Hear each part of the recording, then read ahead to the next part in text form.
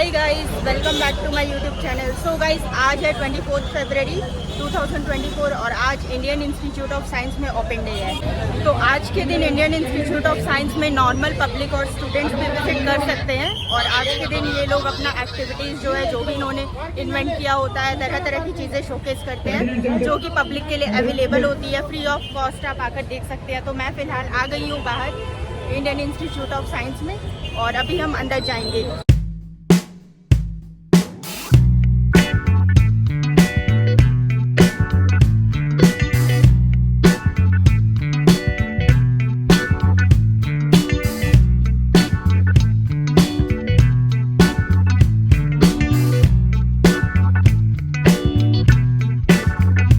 मैं यहाँ इंटर कर चुकी हूँ और मैं बहुत ज़्यादा एक्साइटेड हूँ। मैं पहली बार ओपन डे विजिट कर रही हूँ और मैं बताना चाहूँगी आपको कि Indian Institute of science IISc हर साल एक ओपन डे कंडक्ट करता है जिसमें इसकी एक्टिविटीज़ को शोकेस किया जाता है।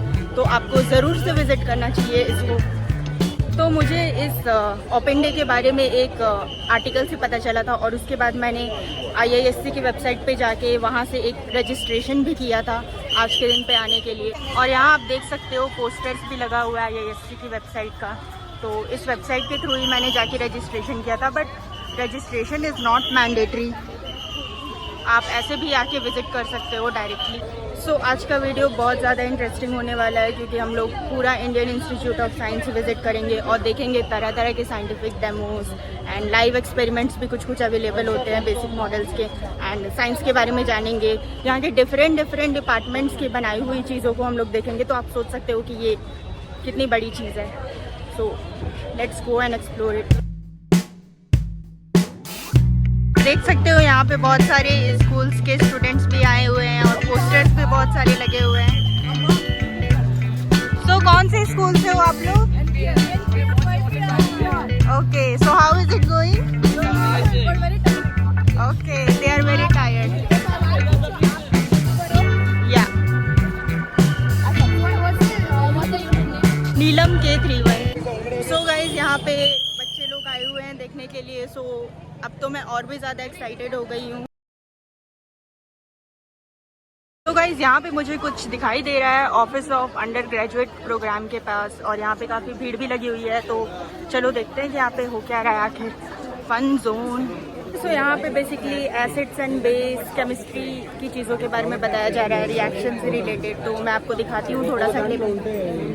Edges we added an acid, so it's slightly green, but it's difficult to distinguish. So we cannot use turmeric as example.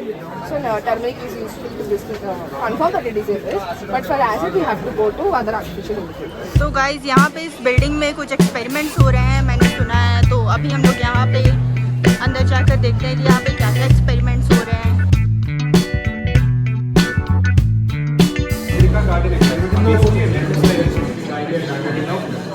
What we do is we take a saturated solution of sodium silicate and then we add some transition metal compound.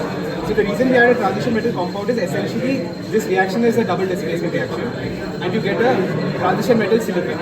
Those are insoluble and they have some color. So in our example cases over here, we added ferric nitrate to sodium silicate. So we got ferric silicate and sodium nitrate. Sodium nitrate is soluble in water, ferric silicate is not. That decrystallizes out and that's the crystal that we see. Over here we added a lot more salts, like we added a cobalt salt, we added copper salt, and we added magnesium salt. However, the silicates that are formed there are much more denser than sodium silicate solution. Hence they don't grow upwards but they grow sidewards, as that's seen over here. However, ferric silicate over here is much more, is less denser than sodium silicate, hence the crystals are able to travel upwards. Or I can mix it. Okay. You will see a formation of two separate layers. So the reason is the salt has ions.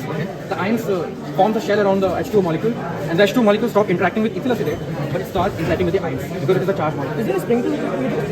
तो अब देखते हैं कि अब आगे क्या होने वाला है और आगे और कौन सी चीज़ हम लोग एक्सप्लोर करने वाले हैं। हम लोग इस रूम में आ गए और यहाँ भी काफ़ी चीज़ें दिख रही हैं। यहाँ भी देखकर जान लेते हैं कि यहाँ पे क्या हो रहा है।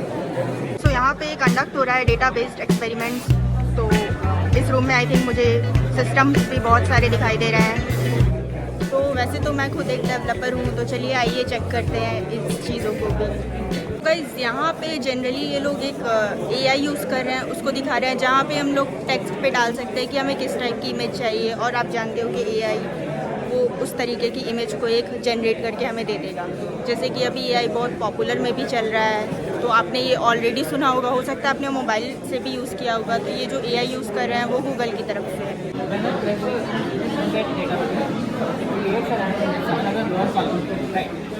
Now what I wanted to do is I'm going to close my eyes. I'm going to take any square and flip it. Okay, and I'm going to guess it. Okay. Now, and also remove the cursor after because You can click any screen. and if you only want to Remove the cursor. Move the cursor.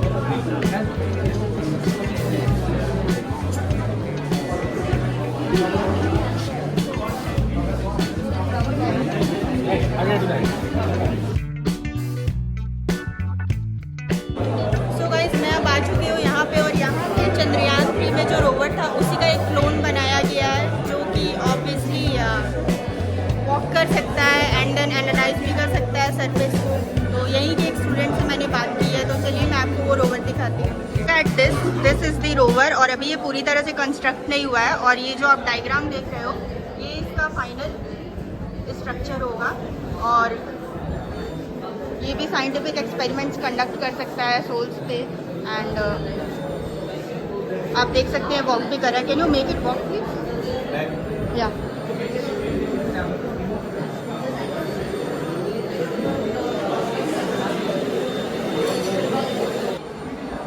तो ये basically एक demo model है जो कि इन्होंने बनाया है।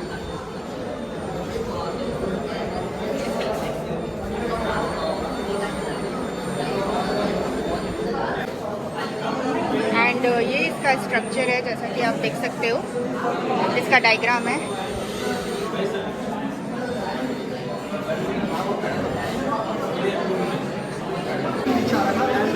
Our main purpose is to represent our institution as University Rover Challenge.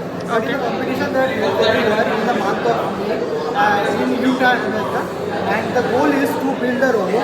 Okay. And whatever you see in the rover are a part of that team. Whatever we have made is for the rover. So here I have certain electronic components which is in place on the rover right now. They are driving the rover, so they have a lot of components. So I have models of them. These are some of them. I have placed for demonstration. And this is the drone. Okay. For the tracking purpose. Like we don't want to blindly drive the rover into any terrain, right? Okay. We are not getting line of sight coming there. The rover will be out of bounds. Suppose this is the rover. हाँ. This drone will fly. It will cover a range of 100 to 200 meters. It will be equipped with LiDAR. It scans the whole area, creates a topographical terrain mapping, relays the data back to us on the space station, and then we can plan the safest way to drive the rover. Okay.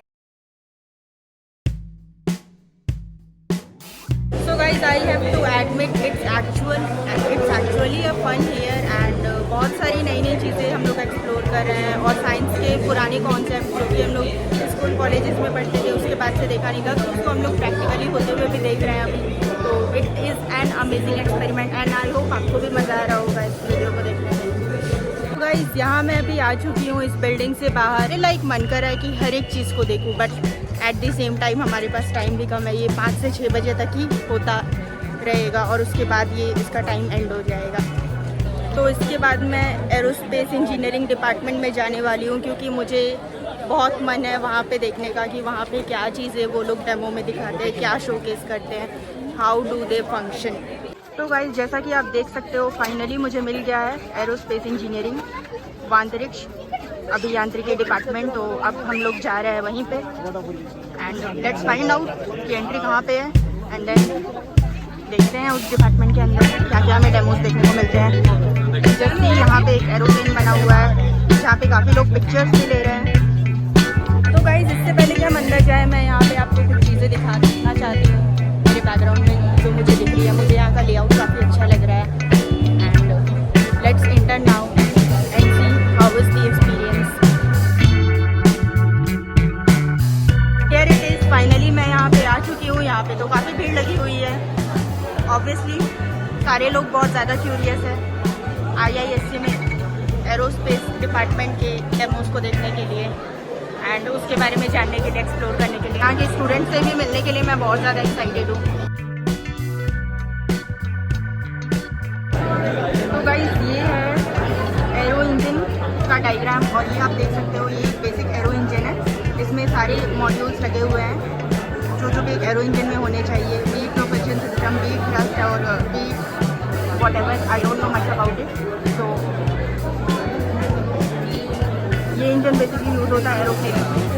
तो अब हम जाके आगे की चीज़ों को explore करते हैं। फिलहाल जितने भी मिशंस लॉन्च किए हैं हाल में, जैसे आदित्य L1 गगनयान जिसकी इसरो तैयारी कर रहा है लॉन्च करने के लिए, एंड सारी चीज़ों के, सारी पॉपुलर चीज़ों के पोस्टर्स यहाँ पे मुझे देखने को मिल रहे हैं। And let's talk to people and know about this things more, like what is happening here and what are they going to show here. तो guys just look at this is AstroSat module. I think ये एक AstroSat satellite जो है वो उसका module है जिस पे इसरो ने काम किया है। So it is very nice to see here like this, जो कि हम लोग टीवी में देखते हैं एंड हम लोग अपनी आंखों से देख रहे हैं। एंड ये भी एक मॉड्यूल है जिसका मुझे नाम नहीं पता, बट मुझे जो लिखा हुआ दिख रहा है वो है IRNSS-1B। ये GSLV रॉकेट बेसिकली हम लोग इसको लॉन्च करने के लिए यूज़ करते हैं। जैसा कि आपने अक्सर अगर लॉन्चिंग वीडियोस देखा है इसरो की तरफ से, तो उसमें अपने टीवी में देखा होगा कि कैसे 1 बाय 1 आपको जो दिख रहे हैं सारे इसमें लगे हुए हैं। फिर वो जैसे ये लॉन्च होता है उसके बाद इससे सेपरेट हो जाते हैं 1 बाय 1, और ऊपर में सबसे हमारा मेन मॉड्यूल रहता है जो कि हमारा स्पेस में या फिर जो भी मिशन का मेन मकसद होता है उसके लिए जाता है। तो मैं जितना बेसिकली बता सकती हूँ बता रही हूँ, बिकॉज एडवांस में तो मुझे भी नहीं पता है। So this is another one GSLV MK3। तो ये एक बहुत ज़्यादा पॉपुलर रॉकेट है लॉन्चिंग के लिए, और इससे बहुत सारे मिशन हमारे लॉन्च किए गए हैं। एग्जैक्टली कौन कौन से हैं मुझे नाम याद नहीं है, बट बहुत पॉपुलर रिसेंट मिशंस भी आई थिंक लॉन्च किए गए हैं इससे। सो it is a demo and here is the poster of Chandrayaan 3।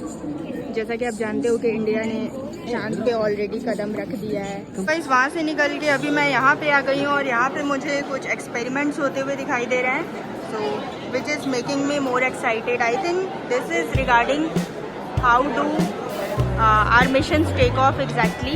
क्योंकि यहाँ पे आग जलती हुई दिख रही है, तो I don't know actually. I have to go and find out what is happening there, and it makes me more excited to see this kind of environment. And I haven't seen anything like that before, so I'm very excited. यहाँ पे तो काफ़ी ज़्यादा भीड़ लगी हुई है, like लोग जानने के लिए इतने ज़्यादा एक्साइटेड है, इतने ज़्यादा क्यूरियस है। तो जानते हैं, हम लोग भी जाते हैं और देखते हैं, उनसे सवाल करते हैं, पूछते हैं क्या है, and we will know about it. So let's go. हाँ,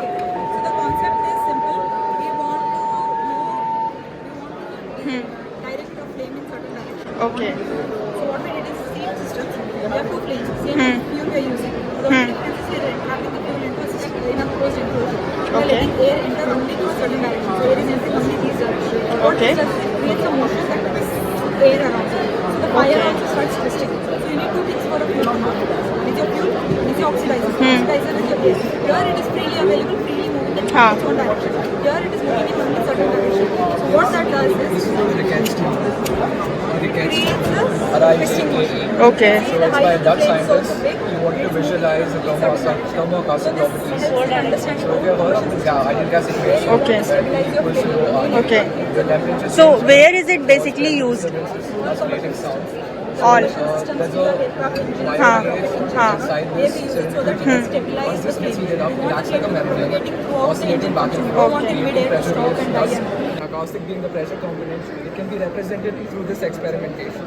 So a Ricketts tube is nothing but a cylindrical tube with an inlet and an outlet and a wire gauge inside. It's hollow and you have a wire gauge. So we would be causing sound through variation of temperature.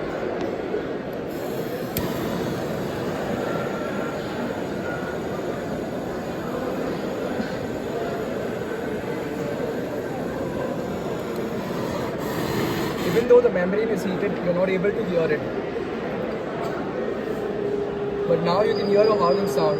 This is because of the pressure difference created by the hot air, which is induced by the membrane present inside.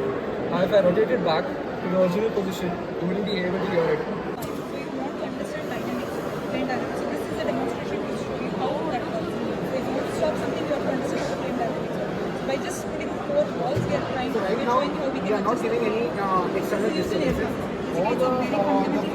All the holes is same. So you'll see the main height is also there. There's some disturbance into the ambient air. So as we can start off with 540 hertz, which is 3 times the natural frequency. So you'll see 3 sets of pressure beats. So yeah, as you can see over here, there is like 1, 2, and 3. There are 3 pressure beats. We'll go to 720 hertz, you'll see 4, and we'll go to 900 hertz, you'll see 5. So this is 720 hertz.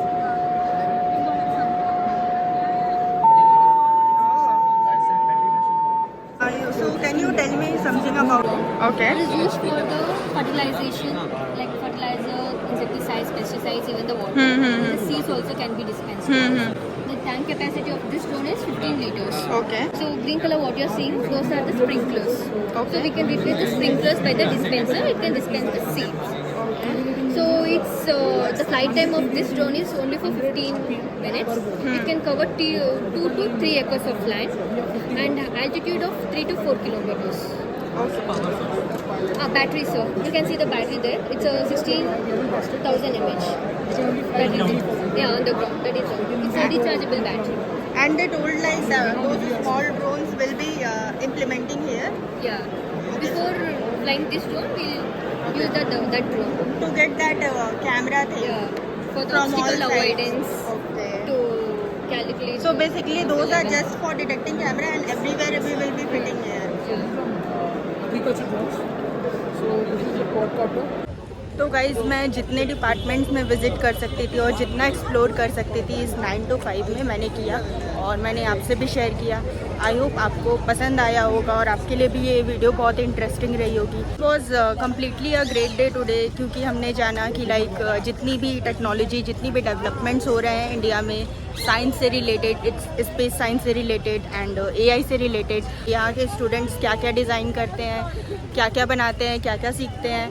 तो it is actually a very good thing to know how the country is working and how the country is developing. So आप अगर इस साल visit नहीं कर पाए हो तो अगले साल तो आपको ज़रूर से विज़िट करना चाहिए. एंड जल्दी ही मिलते हैं हम लोग एक नए वीडियो में. और अगर आपको वीडियो पसंद आई हो तो प्लीज़ मेरे चैनल को सब्सक्राइब करें आगे से ही ऐसे स्पेस साइंस और इन्फॉर्मेटिव वीडियोस देखने के लिए. एंड तब तक के लिए टाटा, bye bye, take care, thank you so much.